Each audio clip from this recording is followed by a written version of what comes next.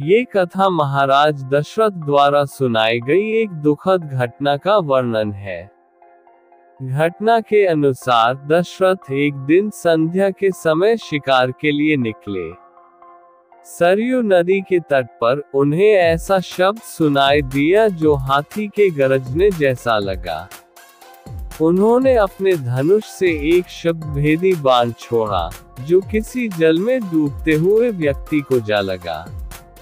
वह व्यक्ति श्रवण कुमार था, जो अपने प्यासे माता पिता के लिए जल लेने आया था। बाण के लगते ही श्रवण ने मरणासन अवस्था में आह्वान किया कि किसने उसे मारा और अपने माता पिता की प्यास बुझाने की विनती की। दशरथ ने श्रवण की मृत्यु पर गहरा पश्चाताप अनुभव किया और जल भरकर श्रवण के नेत्रहीन माता पिता के पास पहुँचे। उन्होंने राजा दशरथ को पहचानकर उनके अपराध को क्षमा नहीं किया और शाप दिया कि जैसे उन्होंने अपने पुत्र के वियोग में प्राण त्यागे, वैसे ही दशरथ भी अपने पुत्र वियोग में तड़प कर मरेंगे। ये शाप दशरथ के जीवन का सबसे बड़ा दंड बन गया, जो अंततः उनके पुत्र राम के वनवास जाने पर सत्य हुआ। ये कथा राजा दशरथ के जीवन में उनके किए गए कर्मों के परिणामस्वरूप मिलने वाले कष्टों की ओर संकेत करती है। महाराज दशरथ ने कहा, कौशल्य, यह मेरे विवाह से पूर्व की घटना है। एक दिन संध्या के समय अकस्मात मैं धनुष बाण ले रथ पर सवार हो शिकार के लिए निकल पड़ा। जब मैं सरयू के तट के साथ साथ रथ में जा रहा था तो मुझे ऐसा शब्द सुनाई पड़ा मानो वन्य हाथी गरज रहा हो। उस हाथी को मारने के लिए मैंने तीक्ष्ण शब्दभेदी बाण छोड़ दिया। बाण के लक्ष्य पर लगते ही किसी जल में गिरते हुए मनुष्य के मुख से ये शब्द निकले, आह, मैं मरा। मुझ निरपराध को किसने मारा? हे पिता, हे माता, अब मेरी मृत्यु के पश्चात तुम लोगों की भी मृत्यु जल के बिना प्यासे ही तड़प तड़प कर हो जाएगी।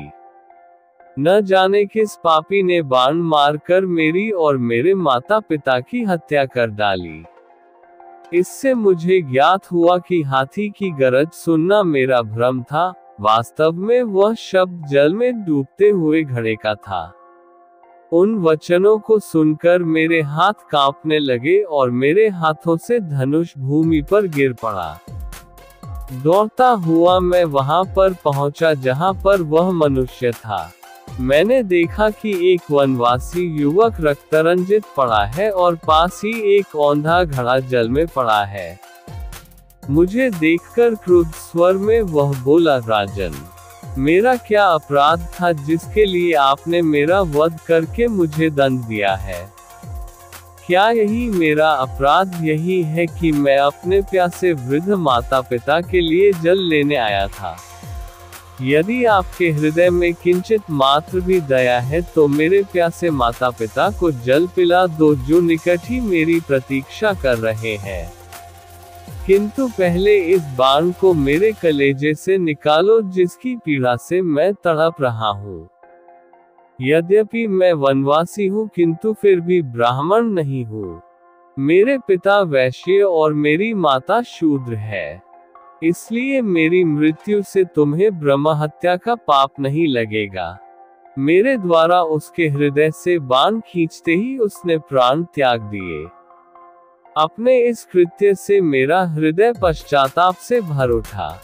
घड़े में जल भर कर मैं उसके माता पिता के पास पहुंचा। मैंने देखा वे दोनों अत्यंत दुर्बल और नेत्रहीन थे। उनकी दशा देखकर मेरा हृदय और भी विदीर्ण हो गया। मेरी आहट पाते ही वे बोले, बेटा श्रवण, इतनी देर कहाँ लगाए? पहले अपनी माता को पानी पिला दो क्योंकि वह प्यास से अत्यंत व्याकुल हो रही है। श्रवण के पिता के वचनों को सुनकर मैंने डरते डरते कहा, हे मुने, मैं अयोध्या का राजा दशरथ हूँ। मैंने अंधकार के कारण हाथी के भ्रम में तुम्हारे निरपराध पुत्र की हत्या कर दी है। अज्ञानवश किए गए अपने इस अपराध से मैं अत्यंत व्यथित हूँ। आप मुझे दंड दीजिए।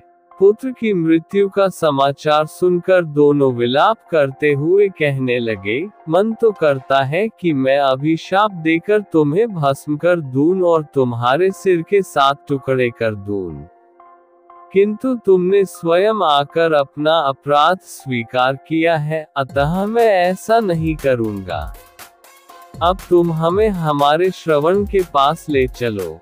श्रवण के पास पहुंचने पर वे उसके मृत शरीर को हाथ से टटोलते हुए हृदय विदारक विलाप करने लगे। अपने पुत्र को उन्होंने जलांजलि दिया और उसके पश्चात वे मुझसे बोले, हे राजन, जिस प्रकार पुत्र वियोग में हमारी मृत्यु हो रही है, उसी प्रकार तुम्हारी मृत्यु भी पुत्र वियोग में घोर कष्ट उठाकर होगी। शाप देने के पश्चात उन्होंने अपने पुत्र की चिता बनाई और पुत्र के साथ वे दोनों स्वयं भी चिता में बैठ जलकर भस्म हो गए। कौशल्य, मेरे उस पाप कर्म का दंड आज मुझे प्राप्त हो रहा है।